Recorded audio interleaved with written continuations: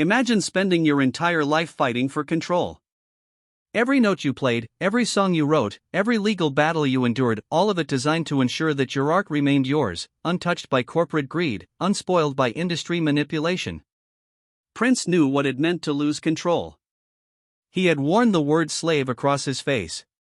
He had changed his name to a symbol just to escape Warner Brothers' grip. He had built Paisley Park as his fortress, a purple sanctuary where he alone decided what the world would hear. For 4 decades, he controlled everything. But on a quiet morning in April 2016, in the space between one heartbeat and eternal silence, all of that control vanished. The doors to Prince's vault would be forced open. Strangers would appear in courtrooms claiming pieces of his empire. And buried in legal documents that wouldn't surface for months, investigators would discover something that made the entire catastrophe even more unbearable. Prince had known this was coming, had tried to stop it, and had failed in the most devastating way possible. What happened in the 6 years after his death wasn't just a legal battle. It was the systematic destruction of everything a genius spent 40 years protecting, and the reason it happened will shock you more than his death itself. Before we dive deeper into this story, if you appreciate documentary content that uncovers the truth behind music history's most shocking moments, please subscribe to our channel. This is a story that needs to be told, and your support ensures we can continue bringing these untold narratives to light. April 21, 2016. Paisley Park stood silent in the Minnesota dawn. Prince had returned days earlier after collapsing on a private jet, an incident dismissed as flu. Those closest to him knew better. At 9:43 a.m., a 911 call shattered the silence.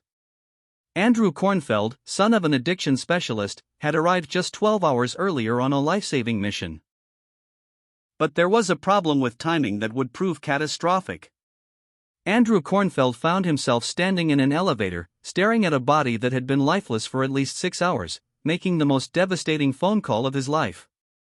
The man who had revolutionized popular music, who had sold over 150 million records worldwide, who had won 7 Grammy Awards and an Academy Award, was gone. Prince Rogers Nelson was 57 years old, weighed just 51 kilograms, and had died alone in the fortress he had built to protect himself from the world. The news spread instantly. Buildings lit up purple worldwide. Obama released a statement. But while the world grieved publicly, something else was happening privately, a legal nightmare nobody saw coming. Because in the days following Prince's death, as family members gathered and funeral arrangements were made, a question began circulating among those closest to the estate: where were the instructions? Prince had been obsessively controlling about every aspect of his career. He had fought Warner Brothers for years over contract terms. He had built Paisley Park specifically to maintain absolute control over his music production. He had created a climate-controlled vault to preserve thousands of unreleased recordings. Surely a man that meticulous had prepared for the inevitable. Surely there was a plan. His attorneys were contacted. Files were searched. Safe deposit boxes were opened.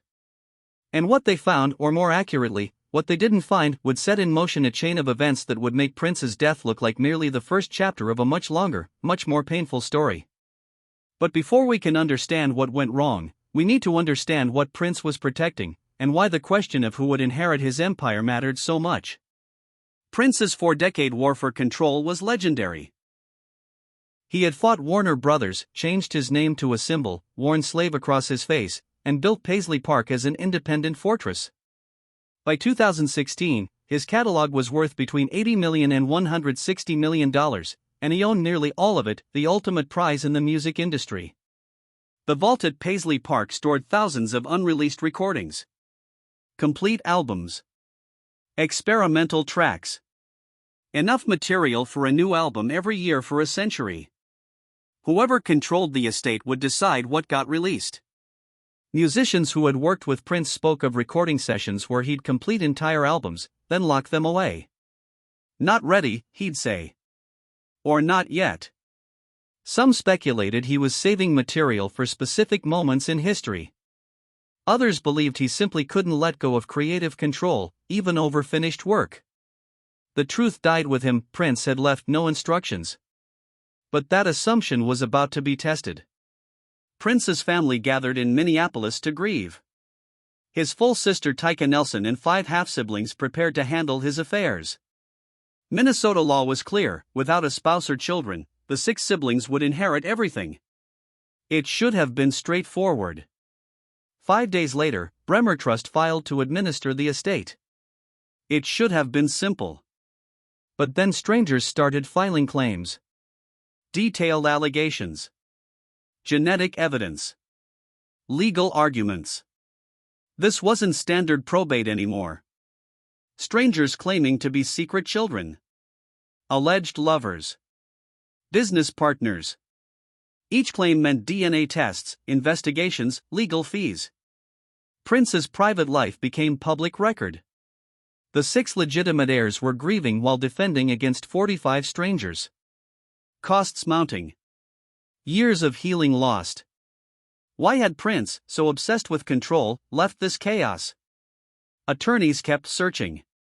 There had to be something. A handwritten note. A video testament. Verbal instructions to someone. Anything. Prince was too meticulous for this to be simple neglect. As months turned into a year, and the claims kept multiplying, a disturbing theory emerged among those who knew him best: maybe Prince had started planning but never finished. Maybe something had prevented him from completing what he'd begun. But what could stop a man who had defeated Warner Brothers, who had bent the music industry to his will? By the end of 2016, 45 claims had been filed. Strangers, alleged lovers, supposed children. Each required investigation. 45 fraudulent claims.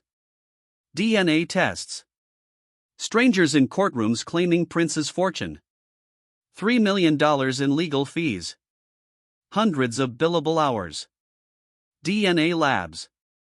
Forensic genealogists. Court hearings that stretched for months. Family destroyed. Holidays apart. Years lost to litigation. Why had Prince, so obsessed with control, left this mess? The answer was buried in court documents.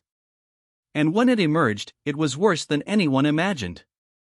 While the probate court was still processing claims and conducting DNA tests, another battle was quietly escalating, one that would have profound implications for how Prince's legacy would ultimately be handled.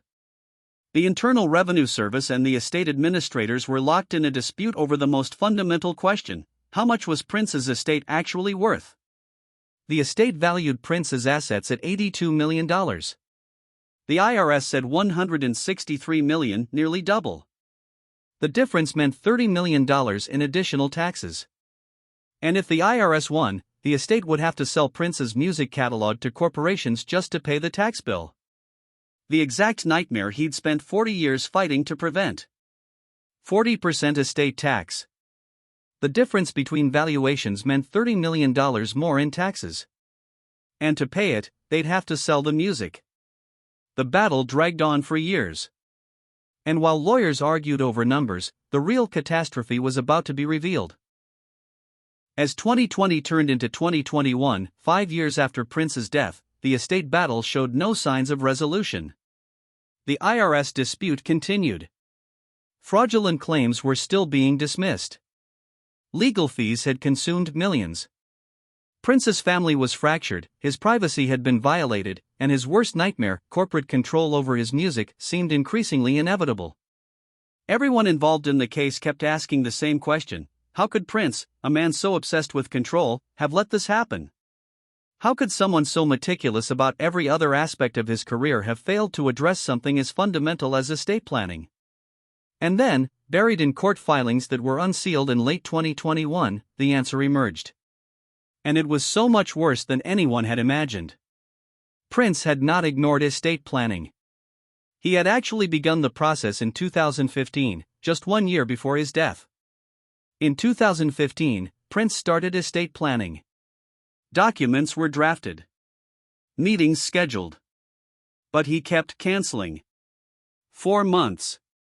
The pattern repeated until it was too late. The attorney sent increasingly urgent messages explaining that without signed documents, all their planning meant nothing. Prince acknowledged the warnings. He agreed that completion was important. And then he would disappear into Paisley Park for weeks at a time, unreachable, consumed by whatever project had captured his attention.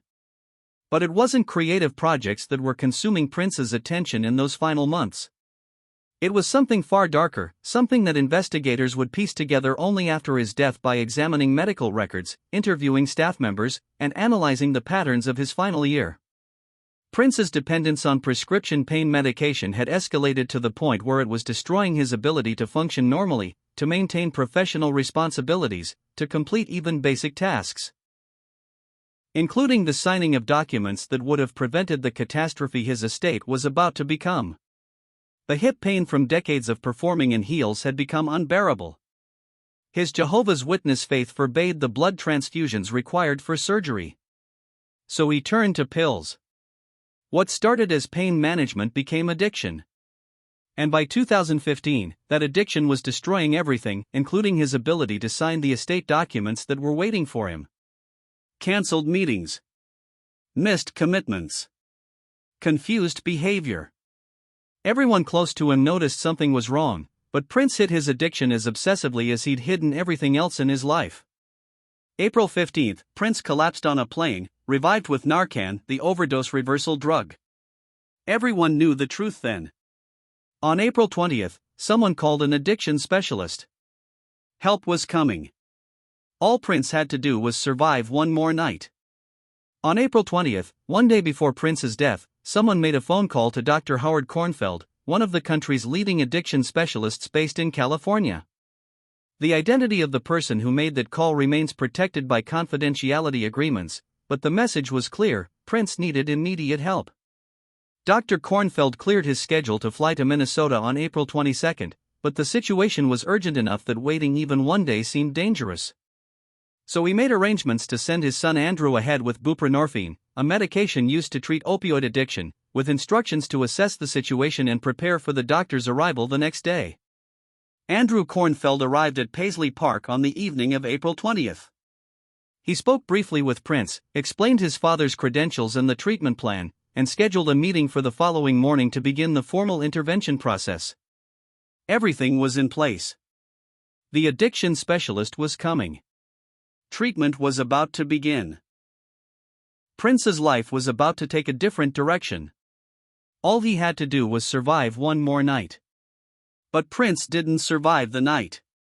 Sometime in the early morning hours of April 21, probably around 3 or 4 a.m. based on the medical examiner's estimates, Prince took pills he believed were Vicodin, a prescription painkiller he had been using for years. Except these pills weren't Vicodin. They were counterfeit medications that had been laced with fentanyl, a synthetic opioid approximately 50 times more powerful than heroin. The amount of fentanyl in Prince's system when his body was discovered was so high that the medical examiner later testified it was among the most extreme overdose cases she had ever seen, levels that would cause nearly instantaneous death. Prince died alone in an elevator at Paisley Park, wearing black clothes, his body weighing just 51 kilograms after months of appetite suppression from opioid use. When Andrew Kornfeld found him at approximately 9:30 a.m. and called 911, Prince had been dead for at least 6 hours. The intervention that might have saved his life was scheduled to begin in just a few hours. Dr. Kornfeld would arrive in Minnesota that afternoon. Treatment would have started.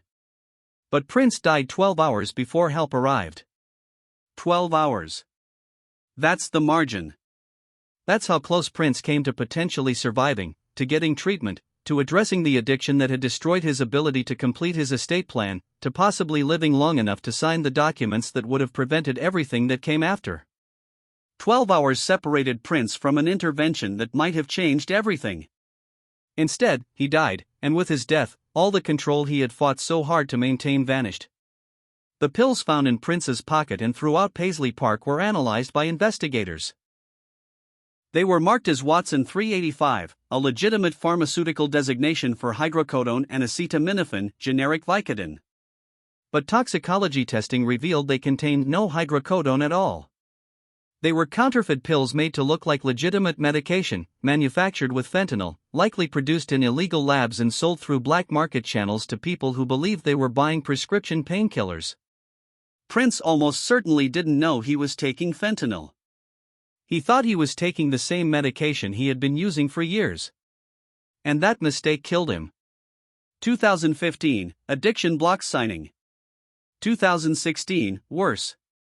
April, 12 hours before intervention, he died. Every failure connected, cascading into tragedy.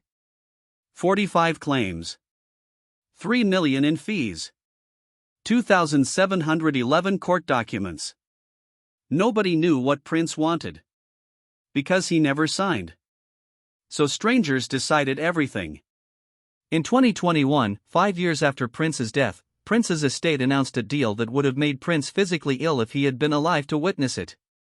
Primary Wave Music, a music publishing company that specializes in acquiring and managing music catalogs, reached an agreement with the estate to acquire a significant stake in Prince's music publishing rights and name and likeness rights. The exact terms weren't publicly disclosed, but industry analysts estimated the deal was worth between $400 million and $600 million, with Primary Wave acquiring approximately 50% of Prince's publishing catalog. From a business perspective, the deal made perfect sense. It provided the liquidity the estate desperately needed to settle the IRS valuation dispute without having to sell Paisley Park or liquidate other assets. It ensured that Prince's heirs would receive substantial distributions. Primary Wave is a respected company known for thoughtful catalog management. The deal wasn't exploitative in any obvious way.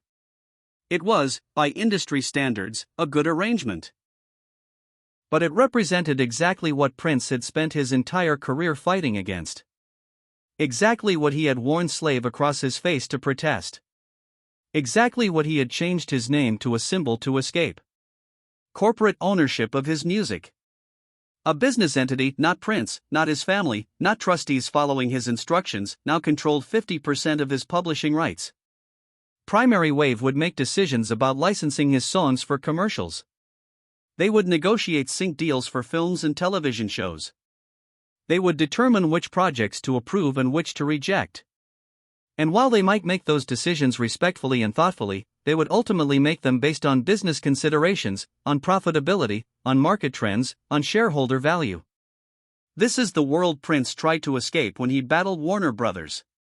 This is why he built Paisley Park as an independent fortress. This is why he fought so hard for ownership and control. He didn't want corporations making decisions about his art. He wanted absolute control. And yet, because he died without a signed will, because his addiction prevented him from completing estate planning, because he ran out of time just 12 hours before an intervention that might have saved him, his music ended up in the hands of a corporation anyway. The Primary Wave deal was just one consequence of Prince's failure to plan. The damage to his family was perhaps even more severe. Tyka Nelson, Prince's full sister and the person who had maintained the closest relationship with him, struggled for years with the emotional weight of watching her brother's legacy become a legal commodity. In private moments with friends, she described the estate battle as worse than losing Prince himself, because it transformed grief into a prolonged nightmare where family gatherings became impossible, where holidays were spent apart, where the memory of her brother became entangled with memories of courtroom battles and arguments about money. The relationship between the 6 heirs deteriorated as the years passed. Dwayne Nelson, one of the half-brothers, had worked as a security guard at Paisley Park before Prince obtained a restraining order against him years before his death. Now Dwayne was entitled to an equal share of the estate, creating a situation where someone Prince had actively kept away from himself in life was benefiting from his death. The other siblings hadn't spoken to Dwayne in years, and the forced cooperation required by the estate settlement process only intensified existing animosities. Legal meetings became tense confrontations. Decisions about the estate required unanimous consent, which meant that personal conflicts could block progress. Years were lost to stalemate and resentment. By the time the estate was finally settled in 2022, 6 years after Prince's death, the 6 heirs had received substantial wealth, but at a cost that money couldn't compensate for. Family relationships were permanently damaged. Years of grief had been complicated by legal battles. The memory of Prince had become inseparable from the memory of fighting over his estate. And Tyka Nelson, Prince's closest family member, would pass away in 2024, just 8 years after Prince, having never fully recovered from the trauma of watching her brother's legacy torn apart by the very chaos he had tried to prevent. Friends who visited her in those final years said she seemed haunted. Not just by losing Prince, but by what came after. She had watched her brother's carefully constructed empire, the thing he valued more than anything, torn apart by the very chaos he'd spent his life preventing. The irony consumed her as much as the grief.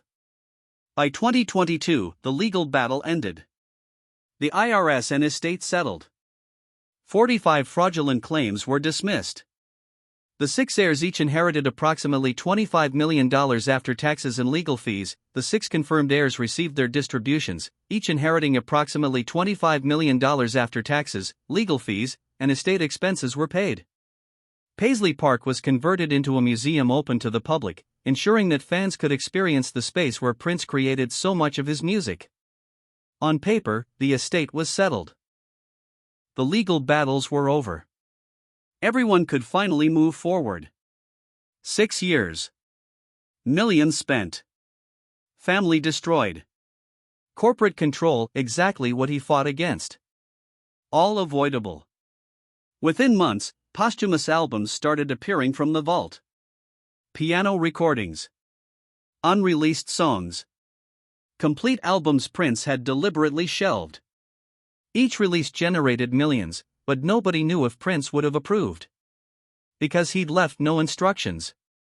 The people making decisions about posthumous releases, estate administrators, music industry professionals, family members, were doing their best to balance respect for Prince's artistry with the financial needs of his heirs and the cultural demand from fans. But they were operating without the one piece of information that mattered most: what Prince himself would have wanted. Prince's estate battle became required reading in estate planning courses across the country. Law schools used it as a case study in what happens when wealthy individuals die intestate. Financial advisors showed the case to clients as a cautionary tale about the importance of succession planning. Entertainment attorneys referenced it constantly when counseling artists about legacy protection. The phrase "don't let your estate become the next Prince situation" became common shorthand in legal circles for the importance of completing estate planning rather than just starting it. Estate planning would have cost less than $300,000, a fraction of the $3 million spent defending against chaos. $300,000 would have prevented everything. But addiction destroyed his ability to sign. But he didn't. Not because he didn't understand the importance. The testimony from his attorney made clear that Prince knew estate planning mattered. Not because he couldn't afford it, the cost was negligible compared to his wealth. Not even because he didn't care. The draft documents showed that Prince had specific wishes about his legacy. He failed to complete his estate plan because addiction destroyed his ability to function normally, to maintain commitments, to complete tasks. The same addiction that killed him also killed his ability to protect what he loved most. There's a recording from one of Prince's final concerts. Poor quality, shaky image, but his voice is clear. He's talking about legacy, about owning your work, about control. The audience cheers, inspired by his passion, unaware that the man on stage is just weeks away from death and that his own legacy is about to become exactly what he warned against. They try to control you, Prince says in the recording, his voice fierce even through the distortion of the phone's microphone. They want to own what you create. But your art is yours. Your music is yours. Don't ever forget that. The crowd roars approval. Prince smiles, raises his guitar, and launches into the next song. The moment is powerful, a reminder of why millions of people loved him, why his music mattered, why his fight against Warner Brothers resonated with artists everywhere. But watching that clip now, knowing what we know about how his estate was ultimately handled, the words take on a devastating irony. His art was his. His music was his. Until it wasn't. Until death and the absence of a sign will made it property subject to probate law, valuation disputes, and negotiations with the very kind of corporations he had spent his life resisting. All because documents existed but remained unsigned. All because addiction destroyed his ability to complete a process he had started. All because he died 12 hours before an intervention that might have saved him. The elevator where Prince died is now part of the museum, a reminder of where genius ended and catastrophe began. Visitors walk through the halls where Purple Rain was recorded, see the purple rooms, the vault still holding its secrets. They feel the presence of an artist who changed music history. What they don't see: the unsigned will. That single missing signature. One pen stroke that would have taken 30 seconds. 30 seconds that could have preserved 40 years of work. 30 seconds Prince never found, lost somewhere between cancelled meetings and missed deadlines, consumed by the addiction that was killing him. Prince's final legacy, a warning about control, addiction, and time running out. In the end, Prince's story is about control and the illusion thereof. About how even the most powerful among us are vulnerable to forces we don't anticipate: addiction, mortality, the legal systems that activate when we die. About how death transforms everything, including the meaning of the art we create and the legacy we leave behind. It's a story about a man who fought harder than anyone to own his music but died without ensuring anyone would preserve it according to his wishes. The Purple Fortress still stands in Minnesota, now a museum where fans pay tribute to a revolutionary artist. The music still plays on streaming platforms, generating revenue for heirs and corporations. The vault still holds its secrets, releasing them slowly through posthumous albums that nobody knows whether Prince would have approved. And somewhere in the Carver County Courthouse archives, the 2,711 court documents from Prince's estate battle remain stored, a paper monument to what happens when control is lost. Prince Rogers Nelson spent 40 years building an empire of artistic independence. He wore slave across his face to declare his freedom. He changed his name to a symbol to escape corporate ownership. He built Paisley Park as a fortress where he alone made decisions. And then, in the final year of his life, addiction destroyed his ability to complete the one task that would have protected everything he had built. He died 12 hours before help arrived, without signing documents that existed and were waiting for him, leaving his worst nightmare to unfold exactly as he had always feared it would. The man who fought harder than anyone to own his music died without ensuring anyone would preserve it. That sentence, devastating in its simplicity, contains the entire tragedy of Prince Rogers Nelson's final legacy.